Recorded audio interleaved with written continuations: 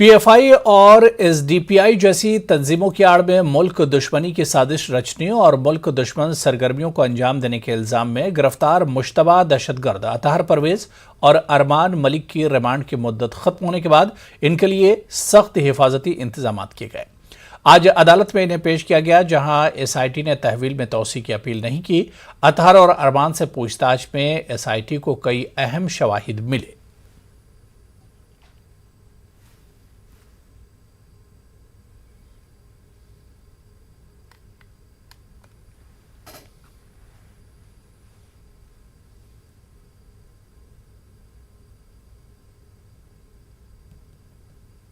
SDPI और राष्ट्र विरोधी गतिविधियों के आरोप में गिरफ्तार दो आरोपियों को यहां पर रखा गया था रिमांड पर लेने के बाद, और इन दोनों आरोपियों को अब पटना पुलिस की विशेष टीम लेकर न्यायालय के लिए रवाना हो रही है। 48 घंटे की रिमांड मिली थी। अरमान मलिक और अतहर परवेज ये दोनों आरोपी हैं, और तस्वीरों में देखिए इनको लाया जा रहा है। ये एक्सक्लूसिव तस्वीर हम आपको दिखा पा रहे हैं यहाँ पर अरमान मलिक और अतहर परवेज की, और देखिए कैसे इन दोनों को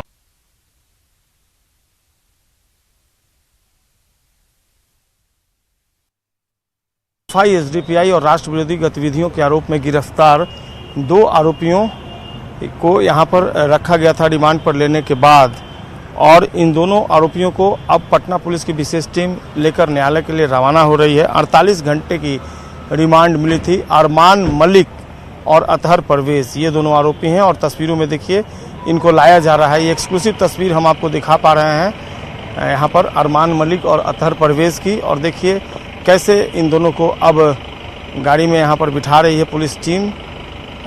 इस गाड़ी में एक आरोपी को बिठाया जा रहा है, और अब इसको लेकर कोर्ट के लिए, चूँकि 48 घंटे की रिमांड मिली थी, और ये एक्सक्लूसिव तस्वीर हम आपको दिखा पा रहे हैं, और इनको लेकर पुलिस टीम कोर्ट के लिए रवाना हो रही है, और कोर्ट में प्रोड्यूस करने के बाद इनको फिर जुडिशियल कस्टडी में भेजा जाएगा।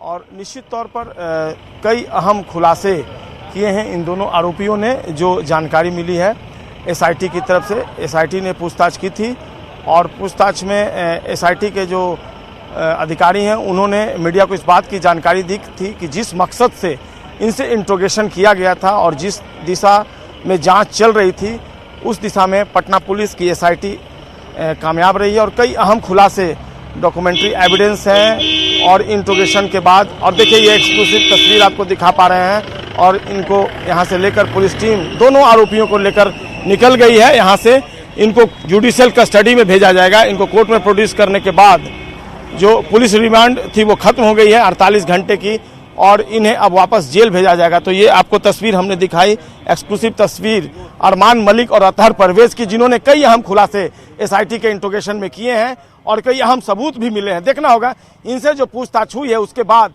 पटना पुलिस की एसआईटी क्या इस पूरे मामले में गिरफ्तार किए गए एक अन्य आरोपी और झारखंड पुलिस के सेवानिवृत्त अधिकारी जो हैं उनको रिमांड पर लेगी। चूंकि एसआईटी ने कहा है कि उनको भी रिमांड पर लिया जाएगा, और पटना के इसी SC/ST थाने में रखा गया था। 48 घंटे तक कहीं अहम पूछताछ हुई, और निश्चित तौर पर जो खुलासे हुए हैं उसने कहीं ना कहीं पटना पुलिस की एसआईटी के हौसले बुलंद कर दिए हैं, क्योंकि दावा है एसआईटी का कि जिस मकसद से अनुसंधान चल रहा था, जिस मकसद से पूछताछ की गई है, वह सही रास्ते पर गया है। और कई अहम खुलासे इन दोनों आरोपियों अतहर परवेज और अरमान मलिक ने किए हैं।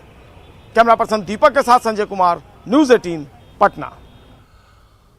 और अब खबर समस्तीपुर से है, जहां आईडीबीआई बैंक को लूटने की कोशिश की गई। बैंक में 6 लुटेरे दाखिल हुए। लुटेरों ने बैंक के अंदर गोली चलाई, बैंक के गार्ड को पिस्तौल के बट से मारकर जख्मी कर दिया।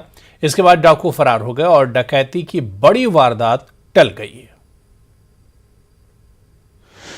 मोहनपुर रोड स्थित नगर थाना क्षेत्र में ये आईडीबीआई बैंक का है, जहां पर अपराधियों ने लूट की कोशिश की। हालांकि लूट में वो नाकाम रहे। कैश सुरक्षित बैंक का है, लेकिन जो बताया जाता है यहां के जो बैंक के गार्ड थे, जिनके तत्परता से लूट की बड़ी वारदात टल गई। इस लूटपाट की वारदात के दौरान जो यहाँ अपराधी आए थे 8 की संख्या में बताए जाते हैं, और उनके द्वारा यहाँ पर बड़ी वारदात को अंजाम देने की कोशिश की जा रही थी। और घटना के बाद से पूरा बैंक सन्नाटा पसरा हुआ है। पुलिस मौके पर आई थी, खुद पुलिस अधीक्षक यहाँ पर आए थे और यहाँ पर हम बैंक के जो मैनेजर हैं हम उनसे जानना चाहेंगे। सर, क्या कुछ घटना हुई? सर, ये 5-6 लोग, कितने 6 लोग, लगभग 6 लोग जो है बैंक के अंदर आर्म्स लेके, सबके हाथ में पिस्टल था और अंदर घुस के हमारे गार्ड साहब थे, उनको सारे लोगों ने पकड़ लिया, उनको सर पे बंदूक के बट से मारा, जिनके कारण उनका सर फट गया। फिर हम लोगों ने तत्परता दिखाते हुए अलार्म बजाया, अलार्म बजा तो सब भागने लगे और फायरिंग की बैंक के अंदर। मैनेजर थे जिनके द्वारा बताया गया कि 6 की संख्या में हथियार से लैस अपराधी यहाँ पर बैंक के अंदर प्रवेश किए थे और लूट की कोशिश करते। हालांकि उनकी तत्परता और गार्ड की तत्परता ने बैंक लूट की बड़ी वारदात को टाल दिया और यहाँ पे अपराधियों के द्वारा फायरिंग की घटना को भी अंजाम दिया गया है। अब देखने वाली बात होगी कि पुलिस पूरे मामले का खुलासा कब तक कर पाती है। Mukesh Kumar, news 18 network, Samastipur. बिहार की सियासत से बड़ी खबर है। नित्यानंद राय पर तेजस्वी का बड़ा बयान सामने आया है। तेजस्वी ने दावा किया है कि नित्यानंद राय आरजेडी में शामिल होना चाहते थे। तेजस्वी के मुताबिक वजीर बनाए जाने से पहले नित्यानंद राय आरजेडी में शामिल होना चाहते थे। जब मंत्री नहीं बने थे तो हमसे मिले थे, हमसे कहा था कि आप हमको अपने पार्टी में ले लीजिए, यहाँ मन नहीं लग रहा है, क्या बोलेंगे? चलिए। पटना की रोजमाइन एजुकेशनल एंड चैरिटेबल ट्रस्ट माशी एतबार से कमजोर तलबा का दाखिला आला तालीमी इदारों में करा रही है। बड़ी तादाद में तलबा ट्रस्ट के दफ्तर पहुंचकर मुल्क के मुख्तलिफ कॉलेजों में मुफ्त दाखिला करा रहे हैं। ट्रस्ट ने मुस्लिम तबके से अपील की है कि वो भी इस मंसूबे का फ़ायदा उठाएं और बगैर किसी मुश्किल के अपने तालीम मुकम्मल करें। रोजमाइन एजुकेशनल एंड चैरिटेबल ट्रस्ट इदारा मुल्क के मुख्तलिफ आला तालीमी इदारों में तलबा का मुफ्त दाखिला कराता है। बगैर किसी पैसे और कंपटीशन के तालिब इल्म का दाखिला प्रोफेशनल कोर्सेज में हो जाता है। गुज़िश्ता 15 सालों से तालीम के मैदान में खिदमत पेश कर रहा ये इदारा इस साल भी हज़ारों तलबा का दाखिला करा चुका है। का दिन बहुत मुबारक दिन है क्योंकि आज 2 कॉलेजेस की रिपोर्टिंग हुई है। पिछले तकरीबन 5 दिनों से लगातार जो बच्चों ने हमारे यहाँ रजिस्ट्रेशन किया, उनकी काउंसलिंग हुई और उनका एडमिशन के बाद कॉलेज में रिपोर्टिंग के लिए डायरेक्ट कॉलेज से एक रजिस्ट्रार और कॉलेज के चेयरमैन आते हैं और डॉक्यूमेंट वेरिफिकेशन करते हैं और उनको फाइनल एक रिपोर्टिंग डेट दे दी जाती है। आज का दिन उसी के सिलसिले में था। मतलब रहने खाने के लिए पैसा देना है, हॉस्टल फीस, मेरा ट्यूशन फी के नाम पे 1 भी रुपये नहीं देना है। कितना खुश है? हम बहुत खुश हैं, हमारे साथ हमारा फैमिली भी खुश है। हम लोग मिडिल क्लास के आदमी हैं। बहुत अच्छा लगा और अच्छे से सारा काम हो गया मेरा। पैसा कितना लगा? एडमिशन का पैसा कितना है? एडमिशन का पैसा नहीं लगा, हॉस्टल चार्ज सिर्फ लगा। जो है 100 बेडेड जो है हॉस्टल है, तो जो जितने बच्चे यहाँ से जाएंगे वो एक स्कॉलरशिप प्रोग्राम जिसमें हॉस्टल के ही बच्चे होंगे, तो वहाँ पे उनको हॉस्टल प्रोवाइड होगा। 4 year course bachelor of pharmacy में वो एडमिशन ले रहे हैं और हम सिर्फ हॉस्टल फ़ीस और एग्ज़ामिनेशन फ़ीस ही उन बच्चों से चार्ज कर रहे हैं। बाकी की फ़ीस जो है वो उसकी रिस्पॉन्सिबिलिटी जो है वो रोजमाइन एजुकेशन ट्रस्ट की है। हमको हमारे पूरा जो पैकेज है as per the norms of the Punjab technical university Maharaja Ranjit Singh Punjab technical university Bathinda, जिससे हम एफिलिएटेड हैं, उसके अकॉर्डिंगली हमको फ़ीस जो है वो प्रोवाइड की जाए। आज राज्यसभा में नौमुंतखब अरकान पार्लिमान को हलफ दिलाया गया। इस मौके पर आरजेडी के डॉक्टर फयाज अहमद ने उर्दू में हलफ लेते हुए एक मिसाल कायम की। अहमद,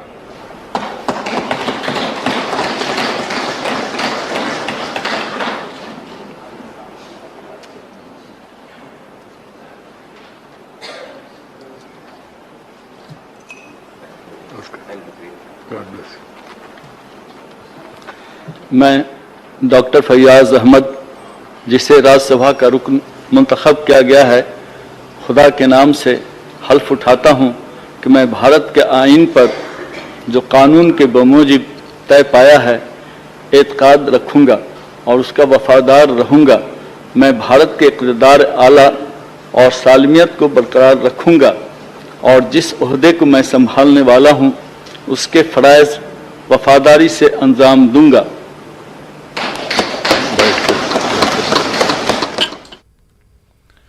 कांग्रेस के रुकने पार्लियामेंट डॉक्टर मोहम्मद जावेद ने अलीगढ़ मुस्लिम यूनिवर्सिटी के किशनगंज सेंटर के मामले पर इम्तियाजी सुलूक का इल्जाम लगाया है। न्यूज 18 से बात करते हुए डॉक्टर मोहम्मद जावेद ने कहा कि किशनगंज सीमांचल इलाके में 52% मजदूर हैं और मोदी हुकूमत इनके साथ नाइंसाफी कर रही है। जावेद ने कहा कि वो हैरान हैं कि इसी जगह पुलिस कॉलोनी की तामीर का काम हो रहा है, लेकिन इतने सालों बाद एएमयू सेंटर के लिए सिर्फ 136 करोड़ में से 10 करोड़ रुपये जारी किए गए हैं। अलीगढ़ मुस्लिम यूनिवर्सिटी के किशनगंज सेंटर के लिए आज भी पार्लियामेंट में आवाज उठी। किशनगंज से member of parliament doctor Mohammad Javed हमारे साथ हैं। एएमयू सेंटर के लिए फंड रिलीज नहीं किया जा रहा, भेदभाव और तफरीक की जा रही है। बिल्कुल, मैं तो ये कह रहा हूं आपसे कि बिहार को एक मजदूर जो सप्लाई करने वाला स्टेट है वो बना के रखना चाहती है। नीति आयोग का दिसंबर का अगर आप रिपोर्ट देखेंगे तो 52% वहाँ के लोग गरीब हैं, और हमारा जो सीमांचल का एरिया है जिसमें हम बंगाल को भी जोड़ते हैं वहाँ पे 65% से ज़्यादा लोग गरीब हैं। अगर तालीम हमें मिल जाएगी तो क्या हम इनसे पीछे रह पाएंगे? कभी नहीं। हम भी इनको हर जगह इनका मुकाबला कर सकेंगे, लेकिन अगर हम पढ़ लिख लेंगे, मुकाबला कर सकेंगे नौकरियों में या बिजनेस में, तो इनको जो मजदूर सस्ते दामों में मिल रहा है वो नहीं मिल पाएगा। तो जानबूझ के ये साजिश है। एक आखिरी सवाल, पिछले दिनों खबर आई थी कि अलीगढ़ मुस्लिम यूनिवर्सिटी का फंड 62 करोड़ से घटकर 9 करोड़ हो गया है और आप फंड की मांग कर रहे हैं। कि आपको पॉसिबल लगता है ये, या ये करना ही चाहिए? मेरा तो मांग है, जो यूपीए की सरकार ने 136 करोड़ एलोकेट किया था और 10 करोड़ दिया गया, बाकी 126 करोड़ शीघ्र अतिशीघ्र अर्लीस्ट पॉसिबल हमको दिया जाए। उसके अलावा 52 करोड़ रुपया हॉस्टल और बॉयज़ और गर्ल्स हॉस्टल के लिए हमें दिया जाए। इसके अलावा हमको 500 करोड़ और मिलनी चाहिए ताकि वहाँ पे एक एडुकेट स्टार्ट होने के लिए इंफ्रास्ट्रक्चर हो सके, ताकि हमारे यहाँ बाकी जगहों की तरह वहाँ भी एस्टैब्लिश हो सके हमारा यूनिवर्सिटी।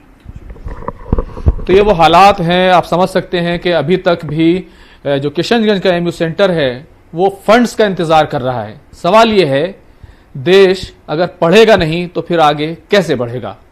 कैमरामैन फिरोज वानी के साथ खुर्रम शहजाद, न्यूज 18 दिल्ली। कांवड़ियों से मुतालिक अलर्ट को लेकर भागलपुर के सुल्तानगंज स्टेशन अहाते में सख्त हिफाजती इंतजाम किए गए हैं। देखिए हमारे नुमाइंदे विकास कुमार सिंह की ये खास रिपोर्ट। श्रावणी मेले को लेकर भागलपुर जिला प्रशासन पूरी तरह से अलर्ट मोड में नजर आ रही है, तो वहीं रेल प्रशासन भी पूरी तरह से मुस्तैद है। इस वक्त मैं सुल्तानगंज के रेलवे स्टेशन परिसर में हूं और आप देख सकते हैं कि किस तरह से दूसरे प्रदेश से जो आने वाले श्रद्धालु हैं, जो शिव भक्त हैं, उनके लिए व्यवस्था की गई है। खासकर शौचालय और ठहरने की जो है व्यवस्था की गई है, और सुरक्षा व्यवस्था को लेकर पूरे स्टेशन परिसर में सीसीटीवी लगाया गया है और साथ ही आरपीएफ और जीआरपी के जवान को तैनात किया गया है। अतिरिक्त पुलिस जवानों की भी तैनाती की गई है। सादे लिबास में पुलिस बल को रखा गया है। अधिकारियों के साथ महिला और पुरुष बल को लगाया गया है। श्रावणी मेले के आयोजन में श्रद्धालुओं को कोई दिक्कत ना हो, इसका ख्याल रखा गया है। कहाँ से आए हैं अम्मा आप लोग? कहाँ से आए हैं? देवरिया जिला से। देवरिया जिला से। कब ठहरी हैं, कब उतरी हैं यहाँ पे? 9 बजे। 9 बजे तो फिर यहाँ पे ही रुकी हुई है। घाम वैसे नहीं जल भरे। कैसा व्यवस्था है यहाँ पे स्टेशन पर? अच्छा व्यवस्था है। दिक्कत हो रही है? नहीं, दिक्कत नहीं हो रही है। शौचालय वगैरह सारा व्यवस्था बढ़िया है। हाँ। जो रेल प्रशासन है उसकी ओर से व्यवस्था की गई, और हम आपको दिखाना चाहेंगे कि जो दूसरे प्रदेश से आने वाले जो श्रद्धालु हैं उनको कोई दिक्कत नहीं हो, इसके लिए 2 सहायता केंद्र बनाया गया है। एक झारखंड पर्यटन विभाग सहायता केंद्र और एक बिहार सरकार के द्वारा बिहार पर्यटन विभाग की ओर से सहायता केंद्र बनाया गया है। जो स्टेशन परिसर से जो दूसरे प्रदेश से आने वाले श्रद्धालु हैं वो यहाँ पर आएंगे, और फिर अगर उनको कोई परेशानी होती है तो वो सहायता केंद्र पर मदद ले सकते हैं। यहाँ से वो पूछताछ कर सकते हैं। 24 घंटे यहाँ पर अधिकारियों के साथ कर्मचारी की तैनाती होती है और यहाँ से वो पूछताछ कर आसानी से सहायता उपलब्ध करा सकते हैं। हम